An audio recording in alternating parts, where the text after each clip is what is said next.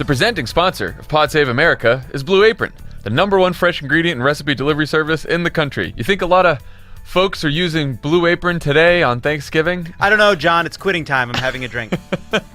Cooking together builds strong family bonds. Maybe some of you are cooking together today on Thanksgiving when you're listening to this ad. If you are listening to this on Thanksgiving, Maybe get you're help. Maybe you're done talking to your family. Yeah. And you just want to relax on the couch. Hey, and maybe you're, And maybe you just want to pop into Pod Save America, Maybe you're on your own this Thanksgiving, and that's okay. Plenty of people are. Plenty of people are. That's life in this world. So here's the thing. When you're done eating Thanksgiving leftovers and you want something else, Blue Apron. Featured upcoming meals include seared steaks and garlic butter with oven fries and romaine salad, and roasted chicken and fall vegetables with cranberry and ginger compote. A compote? Yeah, a compote. How does a compote differ than a jelly or a jam? I think it's just or a marmalade. Feels like it's a fancier name. A compote. I'm probably wrong, and we'll That's get like some, how I get don't some know. Twitter mentions about that. Aioli to me is just mayonnaise with an attitude. I think mayonnaise it thinks is better than you. I think it's a mayonnaise that's trying to put on airs. That's what it is. It's a mayonnaise that think it went to college and now it doesn't know how to. Anyway, it's better than its family. We had Blue Apron just the other night. Emily was very excited. She said it was like 30 minutes of cooking.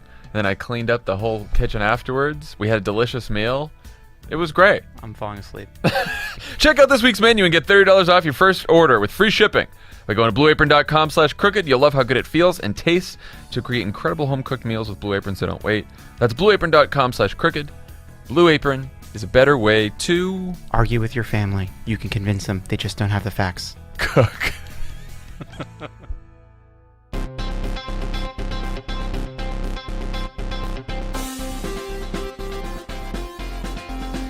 Welcome to Pod Save America. I'm Jon Favreau. I'm Dan Pfeiffer.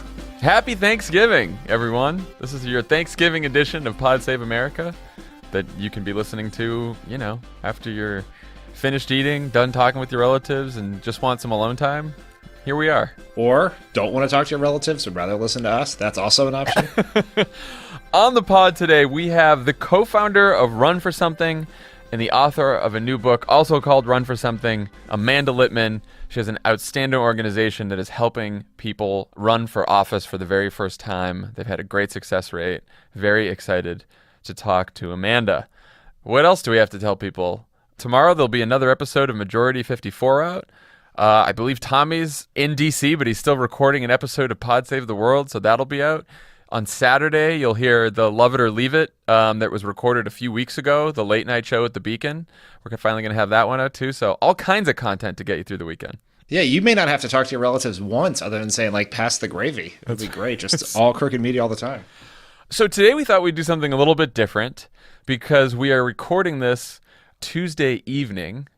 And Dan, you very wisely pointed out that there's quite a bit of time between Tuesday evening and Thursday, Thanksgiving, and so all kinds of news may break between then. So we thought we'd do a mailbag and take some of your questions. I would also point out that I said to you this morning that not that much has happened since you guys recorded on Monday, and then 7 things happened. But we'll get to those things in the questions. We'll get to it all, because you all asked about them today. We asked for your questions on Twitter and Facebook, and you sent more than we'll be able to answer, but we'll take as many as we can. Okay, question number 1 comes from Libby, and she says, I think the ultimate answer to the Me Too movement is more equal representation of women in positions of power. Until we get there, what do you see the role of males who are in power and are advocates as to help propel the movement forward? Great question, Libby. Dan, what do you think? Well, I think the part of it is get out of the way, right? Listen, believe the women who come forward. There are going to be changes in cultural changes, structural changes in how workplaces operate, and men need to be partners in supporting those efforts. But we also need to let women lead the conversation, and we can support and help. And I think that's a key element, is that one of the reasons we are in this position right now as a society where these things have been happening in the workplace, whether it's at the new revelations about Charlie Rose or some of the stuff we'll talk about that's happening in Congress, is men have not been listening to their female colleagues. And we need to do that and support them, and then back the changes that need to happen to ensure that we can do better as a society going forward. Yeah, I think that's such a good point about listening because, like, we are in an age where everyone has an opinion and everyone feels the need to express their opinion all the time, and sometimes that's a good thing. But I think throughout the Me Too movement, I know I've been trying to, you can tweet a little less and you can talk a little less and you can listen more, especially to the women in your life, the women who you're friends with, the women in your family, the women you're colleagues with, about, what they've been dealing with for so long. And I also think it's important for men to realize that while, all men may not be sexual harassers, sexual abusers, sexual predators, all of us are part of a culture that allowed this to happen. And this is not just about individuals, who we're seeing in the headlines right now. This is about an entire culture, an entire system that has allowed this to happen. And we have to make sure that we speak up, and we have to make sure that, like you said, that we believe women. And we just have to do a lot fucking better than we've done so far. I think that's so right about speaking up, right? If you know things or hear things, when we were in the White House had a public awareness campaign called "It's on Us," targeted at men, particularly young men, to help prevent sexual assault, particularly on college campuses, right? That men had to also take responsibility. It's not just for women to avoid situations. Men have to speak up, see situations, act, etc. I think that same advice applies here. If you hear of things in your workplace or in your life, it's men have to speak up. It can't only be about women coming forward. Men have to speak up as well. That's right. This also brings us to the news of the day. Well, actually, it was a BuzzFeed story that broke last night about Democratic Representative John Conyers. Basically, BuzzFeed reported that Conyers settled a wrongful dismissal complaint in 2015 with an unidentified woman who alleged that he, quote, repeatedly made sexual advances to female staff that included requests for sex acts. The report included other allegations of harassment by Conyers as well. Aside from this being just, despicable, disgusting behavior, it also shed light on the process in Congress for what happens when you file a complaint of sexual harassment or sexual assault, which is really just this terrible, opaque process. Someone said it's like having to go through the abuse and the harassment twice, once at the hands of the abuser and once at the hands of the government, because basically you file a complaint. There's this long waiting period. They actually call it a cooling off period, some of it, where you still have to be working with this person who has assaulted or harassed you. And then there's a hearing. And then if it gets to the point where there's a settlement, first of all, the settlement is paid out of the congressional office. So it's taxpayer money that's paid out of a congressman's office. And then there's an NDA that you have to sign for the settlement so that no one knows about it. And a huge problem of knowing about it is that means that other women may go to work in that same office, in that same environment, where the congressman who has just, harassed or assaulted another woman is still there and still doing it. So, the Conyers behavior, again, as I was just saying, it's not just these individuals, it's a whole system. The Conyers behavior was deplorable, but the whole system in Congress just seems crazy to me. Yes, it is absolutely insane. So much of Congress, and Congress are a microcosm of institutions writ large, but is about protecting the power of the people in charge, right? And whether it's the way the ethics committee operated for a long time, right, and run by men, right, overwhelmingly, but not exclusively, because obviously Nancy Pelosi ran Congress for a while too. But the system is set up in this way where this is designed to limit the fallout for the guilty members of Congress and their staffs, right, and not to protect the victims. And as it comes to, Conyers' behavior in this situation is entirely unacceptable. It doesn't seem to me that there was any world in which he should stay in Congress. No. If anyone accused of these things, we just saw this with Charlie Rose, right, who the Washington Post reported just yesterday that he had been guilty of a pattern of absolutely deplorable behavior of sexual harassment, hostile workplace, just really, just absolutely disgusting behavior. And he was fired from CBS Today. I mean, he's the host. Charlie Rose is one of the most famous and important people in all of media. He's the host of CBS's morning show, which is probably, with the exception of 60 Minutes, their most watched news program. And he was fired in less than 24 hours of the allegations coming out. We can't have a different situation for Democratic members of Congress. Right. Or any members of Congress. I mean, right, exactly. I only say Democratic because so far that's what's come to light. Right. Well, I mean, there will be. This is not an issue that's known to party lines. I just say that because we are Democrats, and listeners are Democrats, and we have to apply the same standard across the board, whether it's a member of the media, a member of Hollywood, a Republican, or a Democrat. Yeah, we can't end this whole episode with, men in every single industry, resigning or being fired for sexual harassment, sexual assault, and a bunch of male politicians are somehow protected from this, who are these extremely powerful people that would not be fixing the situation or fixing the culture at all. So there is legislation from Representative Jackie Speer of California and Senator Kirsten Gillibrand of New York. They unveiled companion bills in the House and the Senate to reform the sexual harassment complaint process on the Hill and make it more transparent, so that you don't have all these like hidden settlements and secret NDAs, and we actually know what's going on, which I think is probably an important step forward. So, okay, next question. Rebecca Sherman asked, last pod you said that the best thing to do for Doug Jones's campaign is to send money. I was making plans to go to Alabama to canvass the weekend before the election. Why shouldn't we knock on doors?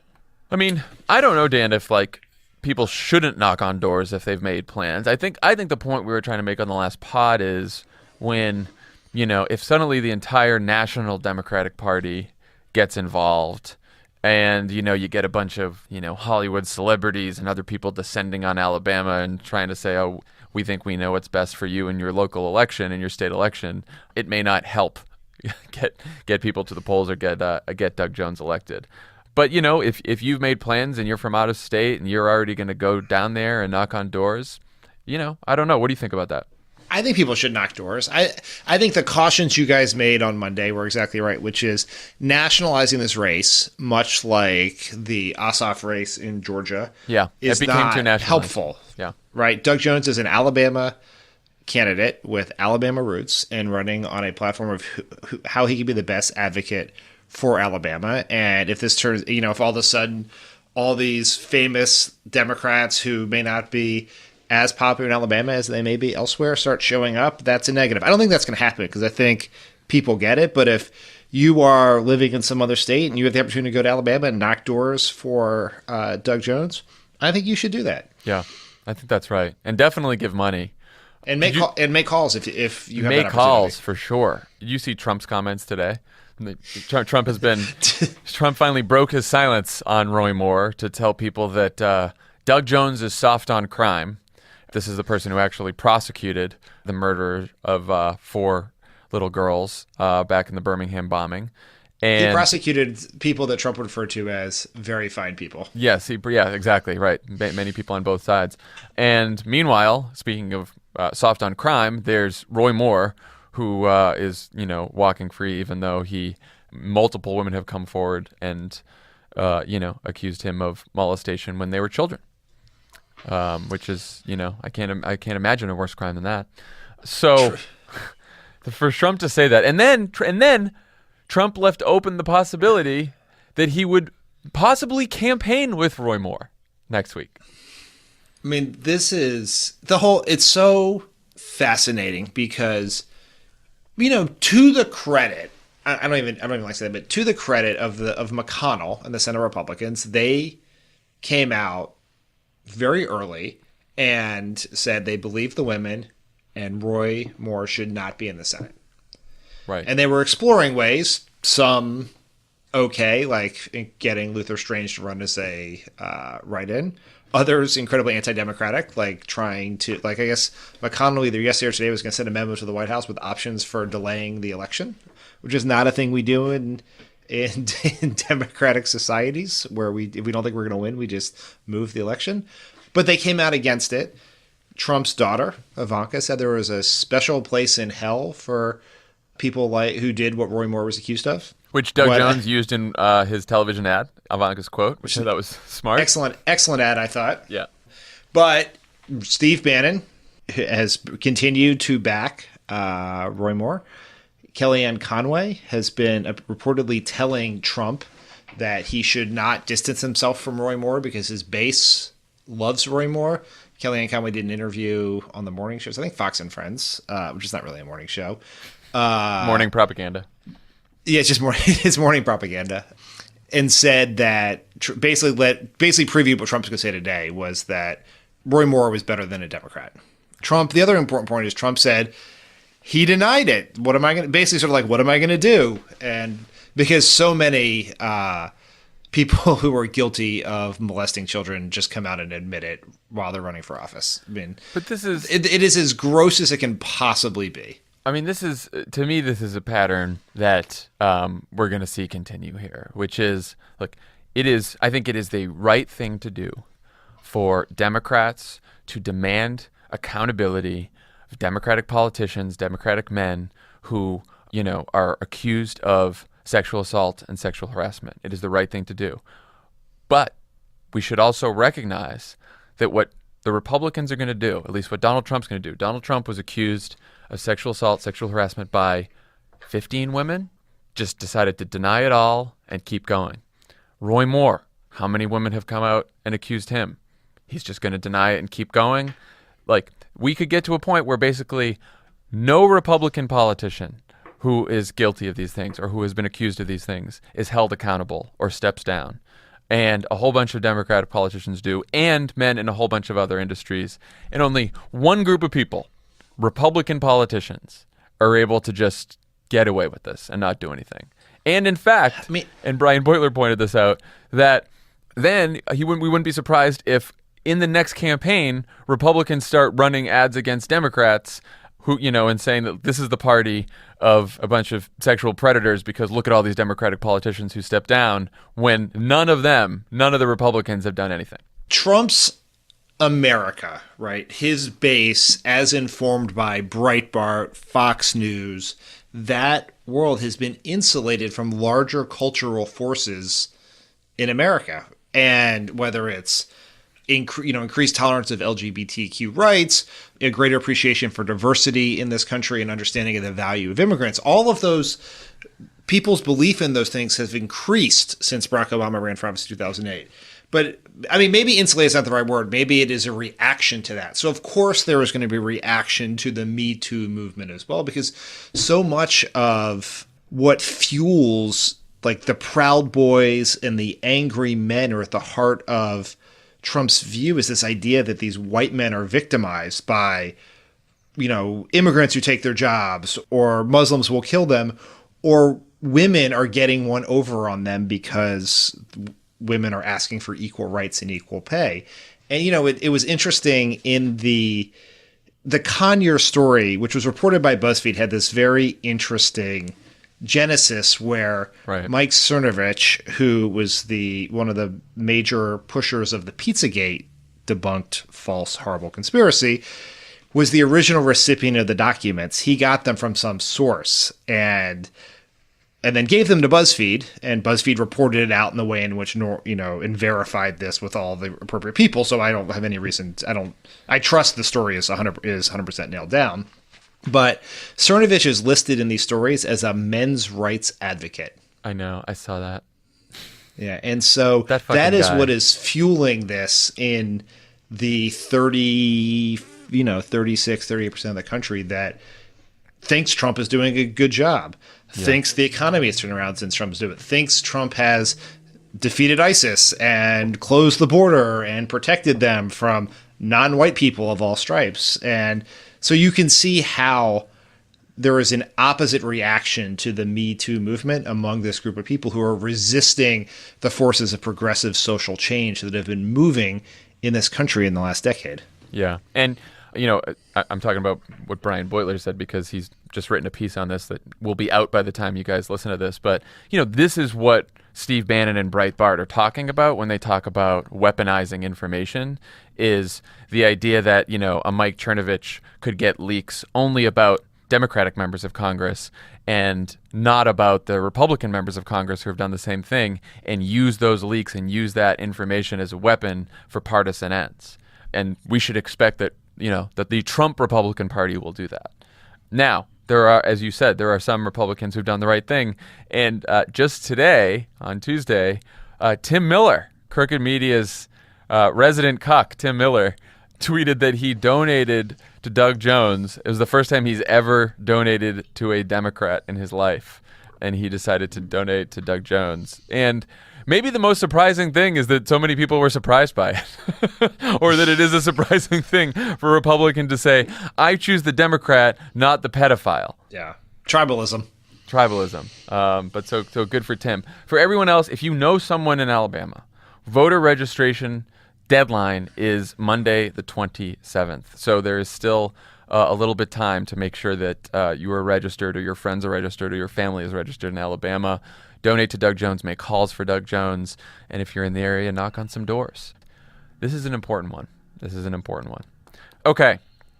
Alex asks, what is the best way to fight net neutrality repeal? Call the FCC, call representatives, scream into the void endlessly. Yes, all of the above. Yes.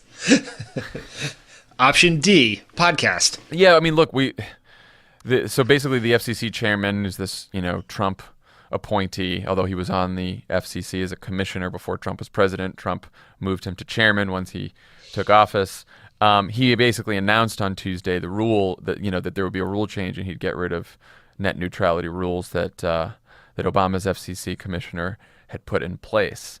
As we were saying on the last pod, these rules basically, they ensure that internet service providers can't dictate the type of content you see or get on the internet, or don't charge more for some content versus others.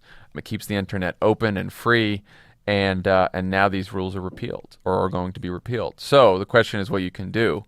There's an FCC commissioner who's a Democrat on the FCC, Jessica Rosenworcel, and she has called for public hearings before any official change is made, which is, there's a precedent for that. Former Republican and Democratic commissions have done this. They've held public hearings before a very big rule change. The truth of the matter is we don't have the votes on the FCC commissioners. There's more Republicans than Democrats on the commission to stop this, unless people make a lot of noise about it, unless you call your members of Congress and you sort of flood the FCC with calls as well. What do you think, Dan? Well, I'd say a couple of things here. One, flood the FCC with calls.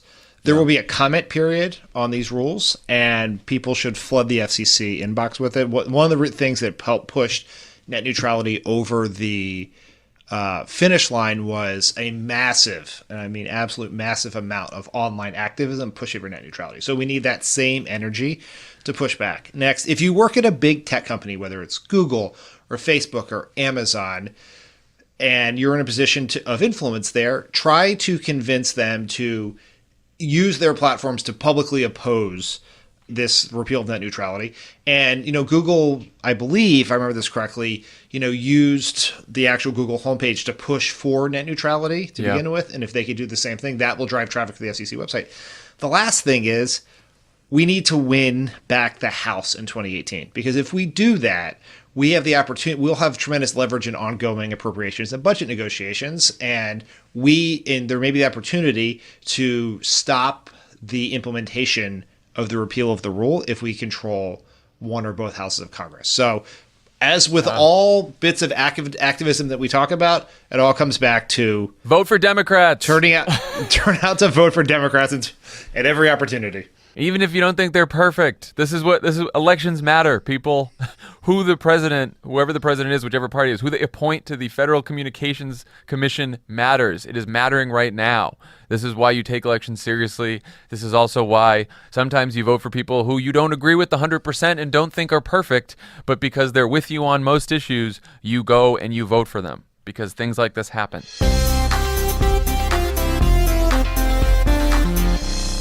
Pod Save America is brought to you by Tracker. Here's the thing, guys.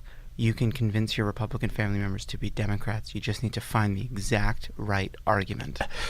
Your phone, wallet, keys, you know they're plotting against you, hiding somewhere, trying to make you late. Well, their sick game is finally over, John. It's time you reminded people in your family why their flaws are why they have the wrong politics.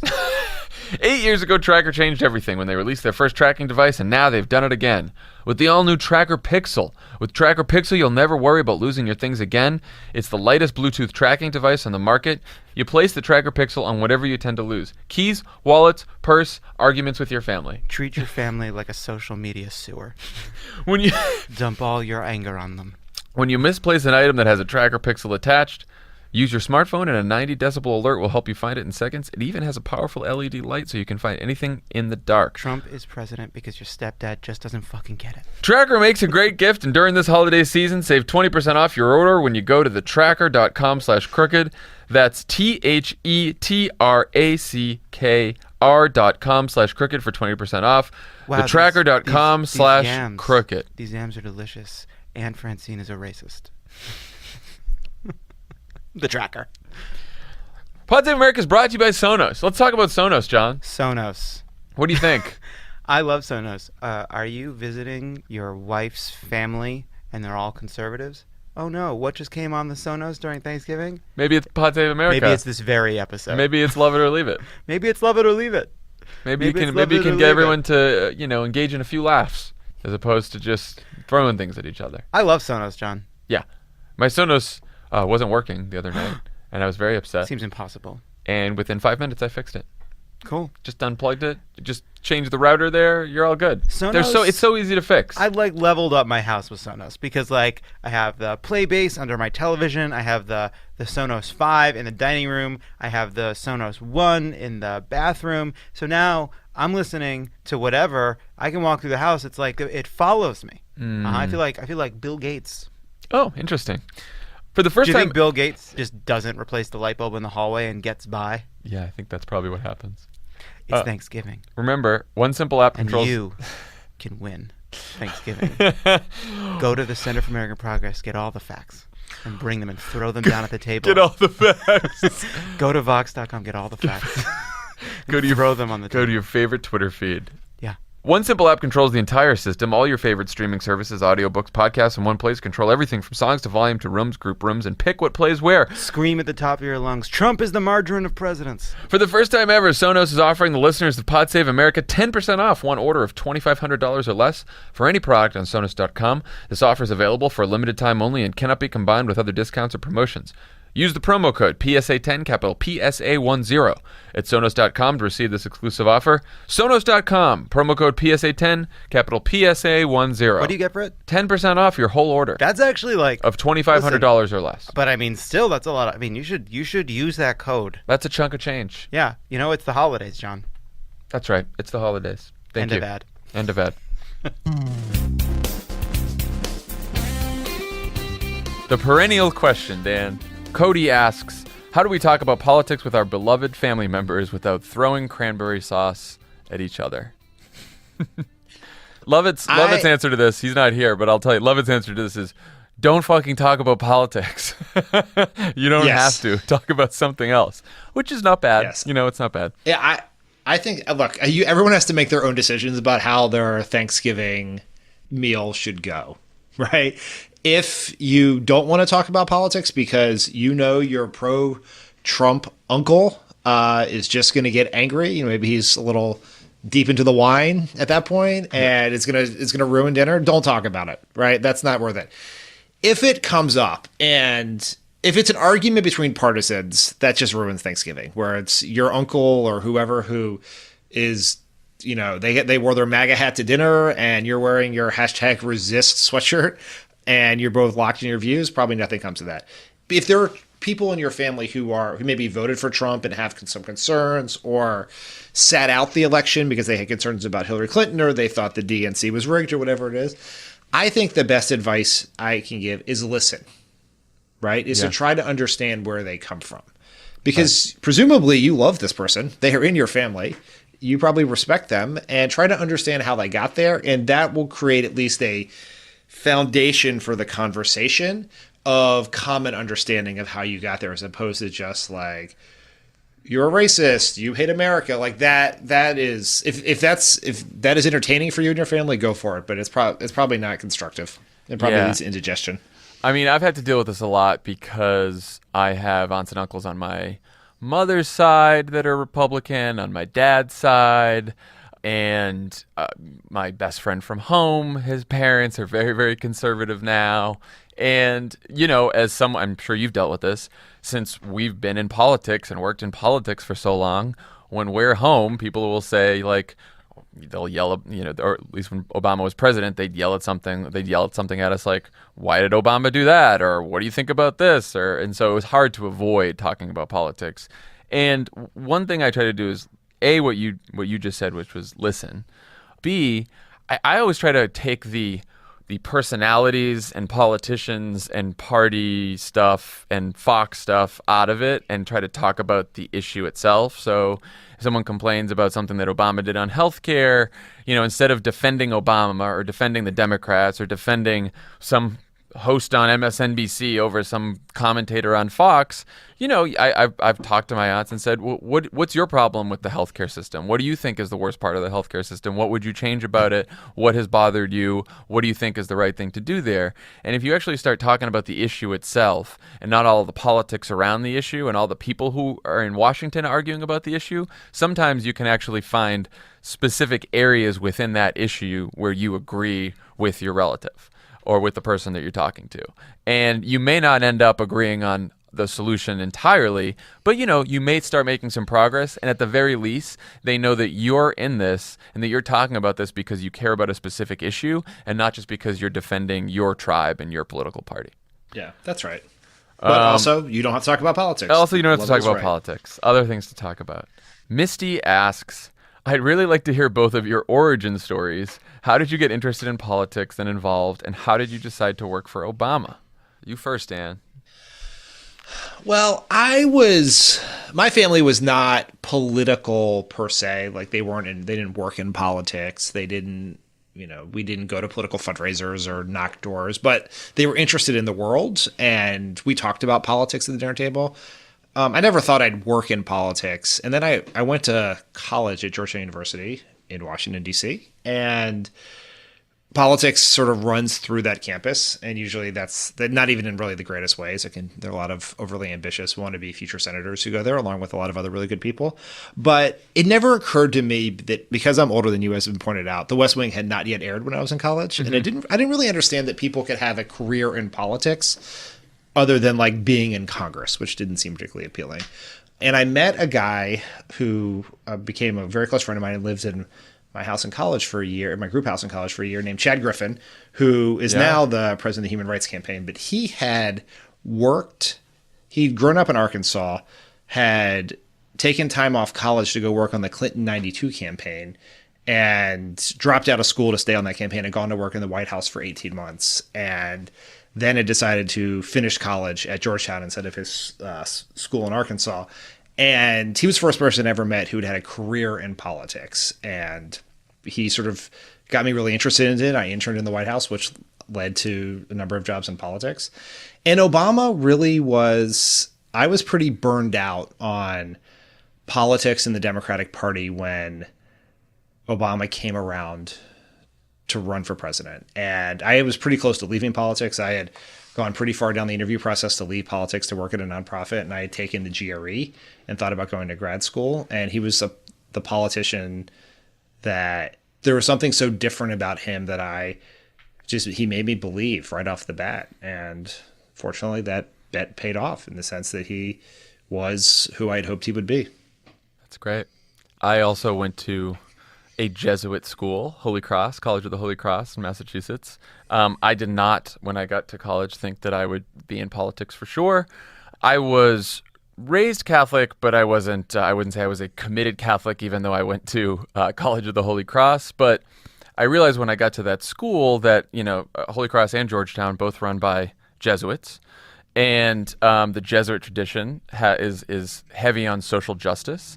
And so a lot of the courses I was taking, both in politics and in political science and sociology and other courses, were heavy on social justice. And Holy Cross is in the middle of Worcester, city of Worcester, and there was a lot to do in the community to help. So I was organizing in the community and helping with various projects and stuff like that. And at some point I connected politics with sort of the work I was doing in Worcester.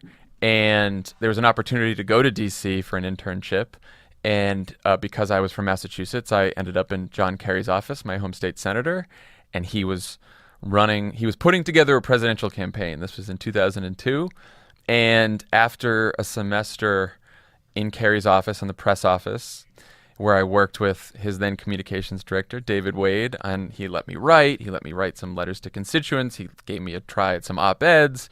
All I wanted to do was work on that campaign. And I got a job as press assistant right out of college on the Kerry campaign. And then I had a similar experience to you, Dan, when John Kerry lost to George Bush in 2004. I was like, I was 23 years old, and I'm like, I'm done with politics. I'm cynical, and Kerry lost, and now we have to deal with another 4 years of Bush, and I was broke, and I moved back in with my parents, and I thought, this is it for me. I don't want to be in politics anymore.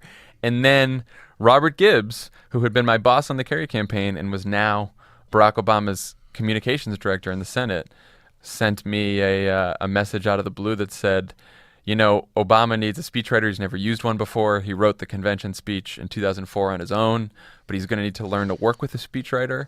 And, I saw that you were promoted from press assistant to deputy speechwriter in the Kerry campaign. So would you consider having breakfast with Obama and seeing if this would work out? And so I sat down with him his second week on the job in the Senate. And we chatted, and then at the end of the conversation, Obama said, I don't think I need a speechwriter, but you seem nice enough.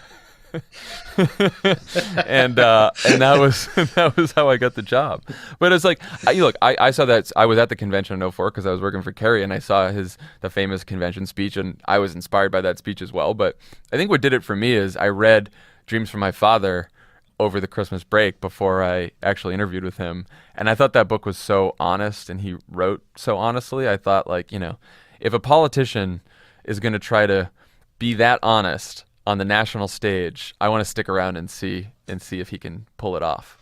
And I think he did, Yeah. The Dreams of My Father thing is interesting because I had a very similar experience. I actually was working on a Senate campaign in South Dakota at the time, and I did not watch Obama's speech when it happened, and I didn't watch it really in the year afterwards. My only contact with him is I would sometimes see him walking. I worked in the Senate when he was in the Senate, and I'd see him walking around with all of my many mutual friends, my many friends who worked for Obama, like Pete Rouse and Robert Gibbs and others. But then I read, when he started running for president, I read the book, Dreams of My Father, and I had the same feeling that it was so honest and authentic.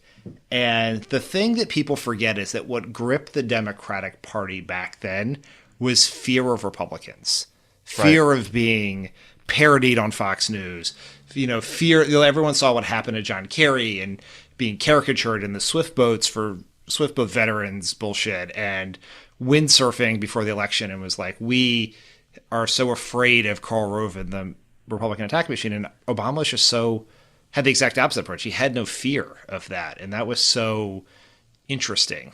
And that's how I ended up there.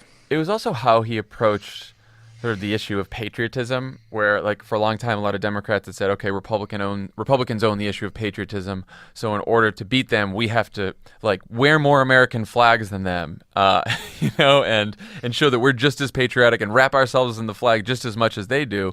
And in that speech in 2004 at the convention, basically Obama just decided to redefine patriotism as not just about symbols or American identity, but the ideals behind America, the ideals that have driven America forward from the time of the Declaration on. And he also basically said that diversity in a story like his, that was patriotic. That's what America was all about. And so it was, like you said, it was this sort of courage, political courage, in the face of what Republicans were doing to Democrats, to say that we don't have to be afraid. We can be proud of what we stand for, and what we stand for is more in line with the founding values than what they're doing right now. So I thought that was pretty inspiring. Okay, let's do some Thanksgiving questions. We had a whole bunch. All right. David asks, stuffing inside the bird or on the side? On the Inside. side, man. What's your favorite? We do chestnut stuffing at my house. My mother has a very famous chestnut stuffing recipe that her grandmother passed down to her. Delicious. So fancy. We do a pretty standard stuffing, but my mom does it very well. It's my favorite part of Thanksgiving is the stuffing. Someone else asks, turkey or the sides, which is better? Turkey. See, I'm a I love stuffing, but I'm a turkey sides guy. is. I love turkey. It may be. Let me put it this way. My favorite part is actually gravy, and Same. in terms of. So I rank all my Thanksgiving treats around how well they serve as a vehicle for gravy. So turkey, stuffing, mashed potatoes in that order. Yeah, I would eat like mashed potatoes stuffing with gravy all over it, and I could just eat that forever. So someone asked, did President Obama write his own turkey pardon dad jokes? No, Cody Keenan did that. You can talk to him. I started that tradition way back in 2009, and then Cody crushed it the years he was there. Yeah. We loved writing dad turkey jokes. I mean, it was basically a contest, and Obama wrote some as well, and so did David Axelrod. I mean, if you want someone who's The king of dad jokes. the king of dad jokes and puns, David Axelrod, we would basically compete to see who could write the cheesiest joke in Obama's turkey pardon speech. All the speechwriters and Axe and Obama, and it was the turkey pardon was fun. It was always a fun event. It's so great. It was so much fun. It's so stupid, but it's fun. Yeah, I mean, the entire premise is ridiculous since both turkeys get pardoned, but it's like everything from the fact that they stay at the Hay Adams or wherever the turkeys do. I mean, the whole that's like thing a is so little much. absurd. Yeah, But giving it's them like their let own people hotel have room. a little fun before Thanksgiving, right? Like it's fun for Obama. It was fun for his daughters. It was fun for the White House staff. It's fun. I mean, people watched the Trump one today. It's like become a spectacle. Like if we can just have one thing where we're not yelling, one thing that is tangentially political that we're not screaming at each other, I'm all for it. I think that's right. And we'll end on the final question from Brad. What are you thankful for? I am thankful. I mean, there are many things I am thankful for in my personal life and my family, but to go broader than that, I'm thankful for having reasons to hope in these dark times. And it's the people, like we're going to talk to Amanda Littman. She is a reason to hope. The thousands of candidates who have reached out to her to run for office are reasons to hope. The people that we meet at the pod shows who are running for office for the first time, who are getting involved in politics for the first time. Like I am weirdly incredibly distressed about the immediate present state of our country and our politics. Yet as hopeful as I am about the near future as I've been since 2008. Yeah, I totally agree. I was going to say I'm obviously thankful for a wonderful, wonderful family and everyone's health. And but when it comes to politics, I'm really thankful for all the people who haven't given up, because I think it is so easy right now to be cynical, and it is so easy to say that I'm just going to not pay attention to the news and not worry about politics and not care about politics because all the news is so depressing every day. And so many people haven't done that. And, I think we've seen, particularly over the course of the last several months, that there's a lot of people who aren't perfect out there, but there's a lot of people who are still trying every day. And they might not always get it right, but they're trying to get involved. They're trying to fight. They're trying to, like you said, run for office. And, it hit home for me when we were in Virginia, because it's easy. We read the news all day. We're on Twitter all day. And then we get in our studio and do our podcast. But, we got to spend some time with both some of the folks who were running for House of Delegates when we were in Virginia, and just the energy enrichment of these people, some of them who'd never run for office before, who've been involved who just got involved in politics for the first time after Trump became president. And they weren't down. They weren't, upset with the news. They weren't depressed. They were excited and hopeful. And they're working their asses off to try to improve the country. And they know that it's going to take a long time. And they're not, they're not looking for instant gratification here. They know it's going to be a long road, but they're trying and they're working really hard. And that gives me a lot of hope. that, even in these dark times, there are people of good faith who are trying their best to get us out of this mess that we're in. So that made me feel pretty good. Yeah. It's not all dark. I mean, the president may have basically endorsed a pedophile today for his Senate seat because that pedophile will vote to cut corporate taxes. But if you put that aside for a second, the people are proving to be much better than the fucked up political system we're currently existing in. Yeah. And look, you don't have to believe whether that's true or not. There's probably a lot of people and be like, come on, how are you hopeful? Look at the news. Look at how bad this is. Yeah, we get it. We know how bad the fucking news is. We see it. We read it every day. It's awful. But what are you going to do? You have two choices. One choice is to give up and not change it. And the other choice is to try. And maybe you succeed and maybe you don't. But trying seems to me better than giving up and staying home. You know what it reminded me of, Dan, going to Virginia is, I was saying this to someone, when back in spring and summer of 2007, when we were in the Obama campaign, and we were in Chicago, and we were losing to Hillary Clinton by like 10 to 20 points in some of these national polls, and all the news that we read in Chicago that was coming out of D.C. seemed awful. And every time we did calls with everyone who was in Iowa, they were telling us like, no, there's energy on the ground here and things are great and you guys are too down and depressed. And we were like, oh God, these Iowa people, they've drank the Kool-Aid and they're like heads in the cloud. They don't know what the hell they're talking about. Like things are miserable, and then you go out to Iowa, and when you're actually on the ground and seeing all these organizers and seeing these people who've been involved in politics for the first time and all these young people there, suddenly you're like, oh, maybe they're right. Maybe things are pretty good in Iowa, even though the national climate doesn't seem that way. And sure enough, we won Iowa.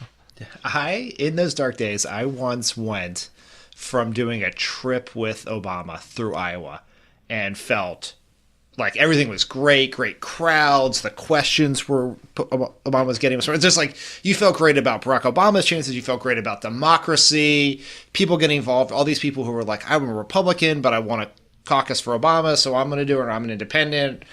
And I went directly from Des Moines to D.C. to go to attend a birthday party. Mm-hmm. And people treated me, because of what the polls were at the time, like I had a terminal disease. They were like, you guys are really working hard out there. It's just impressive what you're doing. You hanging in there? You doing okay? And I was just like, what the fuck is going on? Like, no, things are good. Things are good. And the answer is no, they had not been to Iowa, which is why they were so surprised by the result. Yeah. So, take some time away from the news over the next couple of days and Thanksgiving and make a plan for yourself to knock on doors or help run for something or, help Doug Jones or any of the things that you can actually do to make things better, as opposed to just reading about how bad things are. And I guarantee you won't just make a difference, but you'll make yourself feel a little bit better in the process, which is important right now because we have a long way to go. This is a marathon. Before we go, John, can Sure. I just take care of some business here? Sure. So on last week's pod, I attempted to make a joke. I didn't even finish the joke. I don't remember what the joke was, but is being taken as a full frontal attack on people getting graduate degrees in the humanities. And I have a couple things to say about that. Dan, why do you hate the It was a joke. I don't hate the humanities. Anyone who went to school with me knows I actually prefer the humanities over math and science. I swerved out of my lane at Georgetown to take as few science classes as possible. My brother has a doctorate in poetry. I love the humanities. It was a bad joke.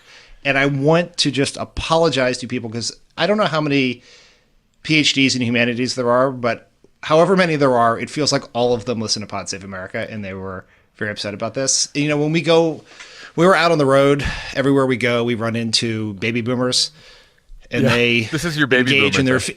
I don't want that. Like we see the baby boomers, and they yell at Lovett, and they continue their feud. I don't want that. I am putting the weapons down. I am putting up the white flag. You have won, probably you PhDs, probably because you have so good at deductive reasoning and logic from your advanced humanities degrees. And it was a joke. I give up. Let's be friends again. And by the way, don't loop us into it, people on Twitter. I'm getting all these all my mentions are filled with people yelling at me about this. I wasn't even on the fucking pod last week. And I was like, well, it's your fault. If you had been on the pod, maybe this wouldn't have happened. Maybe I could have corralled this whole situation. No, except for Jon Lovett, who's a math major at Williams College. Yeah, I know. See, Mukta's actually looking at me like, what?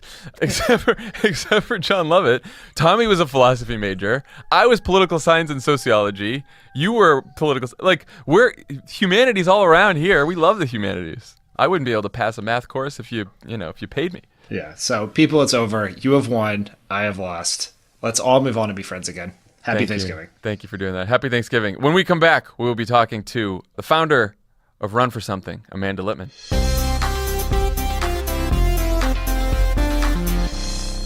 Pod Save America is brought to you by Texture. Texture. It's the only app that offers unlimited access to over 200 premium magazines, including People, The Atlantic, Time, and Vanity Fair. Cool. Just some of the many magazines exposing a history of sexual assault these days. There you go. Talk about a recent article you read with Texture, Lovett. Do you read articles? I read all the Vanity Fair articles. With Texture, you get unlimited access to over 200 premium magazines for just a bit more than the cost of one issue at the newsstand. Right now, you can try Texture for free. You know, John, you know what else? Maybe you want to read a magazine after your turkey. I'm gonna crush some magazines. Maybe you want to from peruse. Texture. I'm gonna peruse some magazines on my flight to the East Coast. Where are you going? East Coast. Me too. We're there already. Weird. Yeah, because it's Thursday. It's fun drinking during the ads, John. Right now you can try Texture for free, and if you choose to continue, our listeners will get Texture for just $9.99 a month. That's over 30% off their listed price. Steal it twice the price. There are also great gift options available for the holiday season. Go to texture.com/crooked to start your free trial today. That's texture.com/crooked. Texture.com. You have someone in your life who loves magazines. You can give them a great gift of Texture. You have someone in your life that you think should read more magazines. Send them a passive-aggressive gift with Texture. You know? Happy Thanksgiving. Happy Thanksgiving. And of course, Pod Save America is brought to you by the Cash App. Oh, the Cash App. You know, we have been using the Cash App, you and me and Emily and Tommy and Hannah. We've been using the Cash App a lot. There's been we've been buying things, sharing things. I'm going to read some of what's going on in my Cash Apps right now. One of our employees, I won't name names, and she requested it via one of those other apps. And I'll tell you two things. And one, she no longer works here. Yeah. No. Yeah. Don't let the door Cash App you on the way out. You know. But it's funny because she said, as soon as I sent that email, you and Tommy immediately replied the same time, and admonishing me to use the Cash App. And now things are right. It's a happy ending. Happy ending. We she fixed it. now uses the Cash App. Everything is right. This is about can be you. A classic thing for which you would use the Cash App, which is reimbursing people for a holiday present. You know, and all of a sudden we see that she's saying use the other apps, and now I would have replied right away, but you know that I'm on a 24-hour email cycle. I do know that. At best, I saw it later. After it had already been resolved. Here's my most recent Cash Apps. I got $12 from Jon Favreau for delicious halal. I have $16 from Tommy for the same lunch, who overpaid by accident, but don't tell him. And I sent a payment to you for the gift we got for Nikki for her birthday. Then I've actually refunded a few people who have been sending me Cash Apps to be funny. For strangers, just listeners. I sent just listeners. I sent $18.25 to my friend Benji, who got the Justice League tickets. How was that? You know what? Not as bad as it could have been. Not as good as it should have been. There you go. And a few others. I sent Emily $25. I don't remember why. Here's the thing: if you download the Cash App today, or you convince a friend to do so who hasn't yet, and you put in the code PODSAVE, that's $5 to you. $5 goes to World Central Kitchen, which is feeding people in Puerto Rico who need it. We're switching to the Cash App. We're not using the other apps anymore. Which is something to think about today on Thanksgiving, especially. So please, you have a bunch of relatives at your house right now.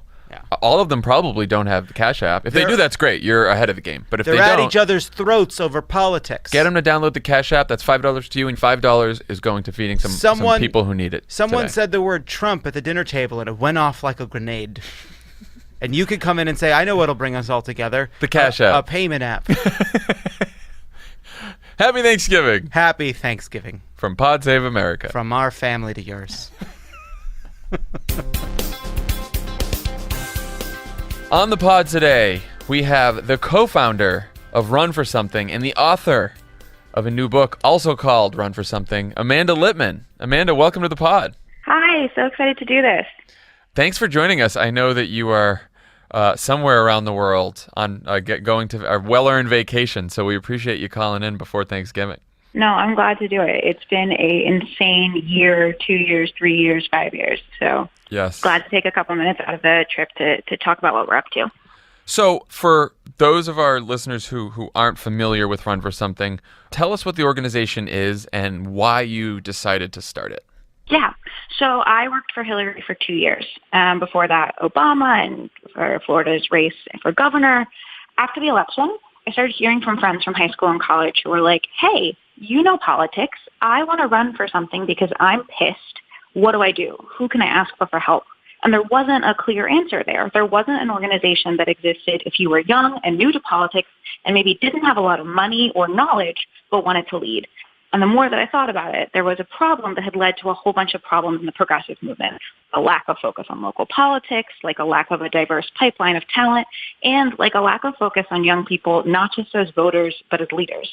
So I found a co-founder and an amazing campaign operative named Ross Morales-Roquetto, and we launched on Inauguration Day with an idea that we would recruit young people to run for local office for the first time. We thought maybe we'd get 100 people in the first year, that we'd have to hustle really hard because candidate recruitment historically has been impossible. Instead, we've recruited more than 15,000 young people since we launched in January who say they want to run. 15,000. An insane movement. 15,000, and have built up an entire program to recruit and support them and make sure that they're able to run good campaigns and win or lose, lead in their communities. Amanda, tell us how it works if you're someone who wants to run for office and they reach out to Run for Something. Where does it go from there? So the first thing that happens is you sign up on our website, runforsomething.net. You join a conference call run by our organizing director, Sarah Horvitz. Then we talk through the basic parts of our program, how we could help you with resources and partnerships and all kinds of things. From there, you have a one-on-one with one of our volunteers. So we have talked to more than 2,000 people one-on-one, half-hour conversations, looking for 4 key things. Is this person progressive, whatever that means for wherever they are? Is this person authentically rooted in their community?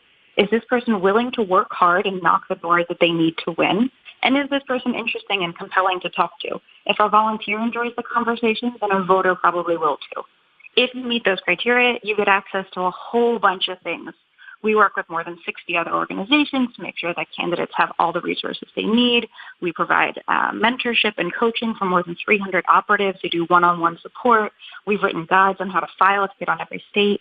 We connect candidates to each other so that they know they're not alone and we're building community. And we do endorsements. And endorsements is where we get into sort of deep engagement with candidates and campaigns. That's where you get our number of 72 candidates who were on the ballot a couple weeks ago. So first of all, what kind of resources do you offer these candidates? What are some of the things you help them with? And then what goes into you guys deciding that you will, in fact, endorse a particular candidate? So let's say you're a first-time candidate who wants to run in Ohio. You probably don't know how to finally get on the ballot there. You know, there's all kinds of mechanics. In some places it's petition signatures. In some places it's a fee. In some places it's weird filings.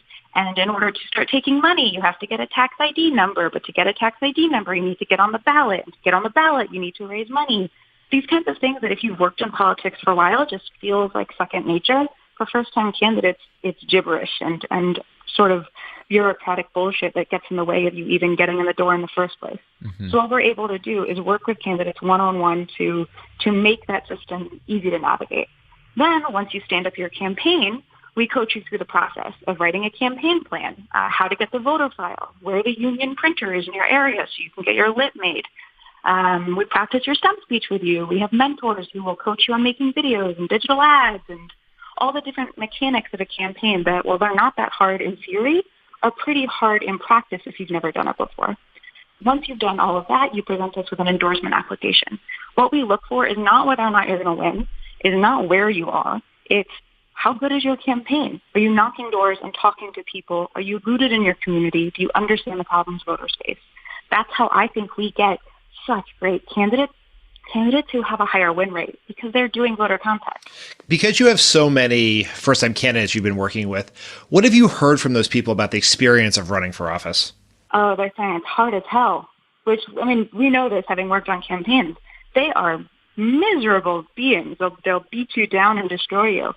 Candidates are always surprised that there's no shortcut. There's no app that can do the work for them. There's no magic list of donors. There's no party machine that will come in and tell you exactly what to do and how to go about it. Candidates are really surprised by that. But what I think is actually really exciting is that means it's entirely in their control. Their win or loss is determined entirely by how much they're willing to work and how many doors they're willing to knock. That's cool. So you said that in 2017, you ended up endorsing, was it 72 candidates? Yeah, we had a few more that went through elections earlier in the year, but we had 72 on the ballot in the first November 2017 elections, including 10 House of Delegates races and 1 school board candidate in Virginia. And how many of those won? So we expected maybe 8 or 10 of them to win. You know, first-time candidates tend to lose because it's hard to go up against an incumbent or to go against someone who's done this before. Instead, nearly half of them came out ahead. We have 32 clear wins and 2 more that are in recounts in Virginia, which is insane. It's insane. Congrats. That's pretty good. Stories, I mean, it's election night, man. Winning feels awesome. Winning does feel great. I forgot how good Winning that is felt. better than losing, for sure. As it turns out, it's a nice surprise. And you guys, I think some of the folks we've become familiar with who won in Virginia were Run for Something candidates, right? I think you guys helped Danica Rome and Jennifer Carroll Foy as well, right? We did. We worked with some amazing candidates in Virginia like Chris Hurst, Danica, Jennifer Carroll Foy, Skylar Van Valkenburg, Kelly Fowler down in Virginia Beach, as well as some candidates who lost but ran incredible campaigns. And I should say, one of my favorites, who I think is an example of the kind of person we need to field more, is this guy, Kellen Squire, who was running outside Charlottesville in the district where Trump's winery is. It was a long shot race. He was probably never going to win. The district that Trump won by like 18 points. However, a Democrat had not been on the ballot for House of Delegates in at least a decade, which is insane. He knocked doors. He and his campaign talked to nearly 50,000 doors in the district. He said he would meet voters who told him they had never met a Democrat asking for their vote before. Wow. That's incredible to me. And that kind of organizing, we know, makes a difference in up-ballot turnout. There's still some studies to go through and lots of data to come in because the voter file takes a while to update. But we know that fielding candidates in down-ballot races, especially where we haven't fielded people before, increase turnout across the board. So we ran up the score everywhere, helping Ralph Northam win by 9 points. That's awesome. If, let's say you're hypothetically are someone who doesn't want to run for office but wants to help run for something, what can our listeners do to help your organization? Good question and great opportunity to make a pitch. Donate. We are almost entirely funded by grassroots donors, which is really is important to me as someone who's done online fundraising for a long time. So chipping in whatever you can goes a long way. Volunteering. If you want to talk to candidates and help do candidate screening, if you care about politics, if you're listening to this, you're probably qualified to do that. It's really optimistic. It's fun. You get to talk to people who are doing something about these problems instead of just tweeting about them or posting on Facebook about them. It feels really good. If you sign up to volunteer, we'll also connect you to ways to knock doors, make calls, do text messages. Maybe you're a graphic designer or a video maker, and we'll connect you to candidates who need your help. And last question, Amanda, and we'll let you go. Say there's someone out there listening who's thinking they might be on the fence. They're thinking about possibly running for office. They're not sure. They're maybe a little scared. What would you tell that person about why it's worth it? You can do it. Trump is president. You're smarter than Trump. You're kinder than Trump. You're more empathetic than Trump. You are willing to work harder. Your attention span is longer. You can do this, and nobody is going to ask you. So I want you to know that I'm asking you. My organization is asking you. Sign up with us. We'll talk you through it. Buy my book. I talk you through it there, too. It's not as hard as people make it out to be, and it's an incredible way to make a difference, regardless of what happens on Election Day. And we will say that Pod Save America is asking you as well, and as is the entire Crooked Media family. So, Amanda, thank you so much for joining us. Enjoy your Thanksgiving, and we'll talk to you again soon. We appreciate it. Thanks, guys, and thanks for all you're doing. All right, take care, Amanda. Bye-bye. Thanks again to Amanda Lippman for joining us today, and I hope everyone has a very happy Thanksgiving, and we'll talk to you next week. Have a great Thanksgiving, everyone.